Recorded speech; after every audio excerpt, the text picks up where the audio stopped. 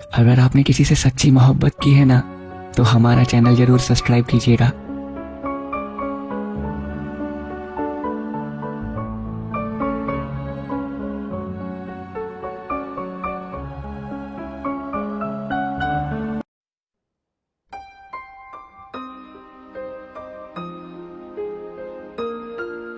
एक वक्त की बात है, एक लड़का था बंजारा सा, खुले गगन में उड़ता रहता वो पंछी आवारा सा। न घर की थी कोई चिंता, न अपना ठिकाना था, हर दर पर वो फिरता रहता था मारा मारा सा। मारपीट आवारागर्दी से उसे फुर्सत नहीं मिलती थी, अपने जैसे आवारा दोस्तों के साथ ही जिंदगी उसकी चलती थी। मगर ज्यादा दिन चल न सका उसका ये ढोंग धतूरा। एक लड़की मिली जिसकी आंखों का जादू चल गया उस पर पूरा।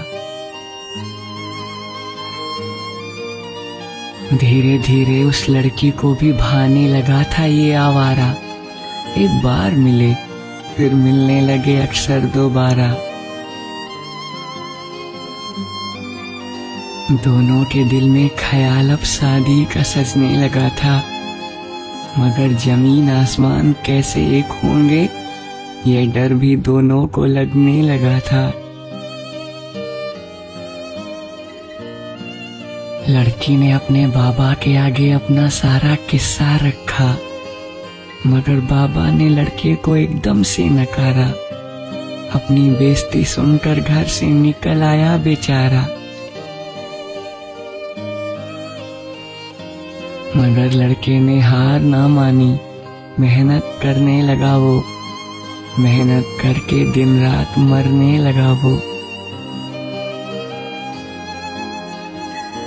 कुछ ही सालों में लड़के ने अपना अलग ही मुकाम बनाया।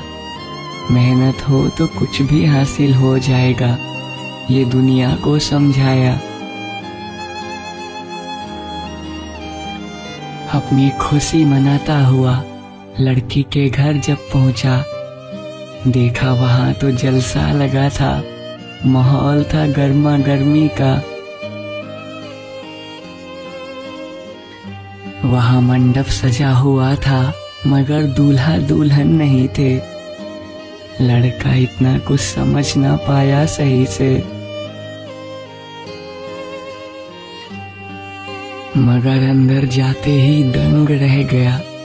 लड़की लाल जोड़े में अर्थी पे पड़ी थी, उसका बाप पैरों में था, माँ उसकी सर पे हाथ फेर रही थी। लड़के ने जाते ही गीली आंखों से लड़की का माथा चूमा। सवाल भरी नजरों के साथ बाप की तरफ वो घूमा। बाप ने बताया कि काफी इंतजार के बाद हम इसकी शादी करा रहे थे, नहीं करेगी तो अच्छा ना होगा कहकर डरा रहे थे।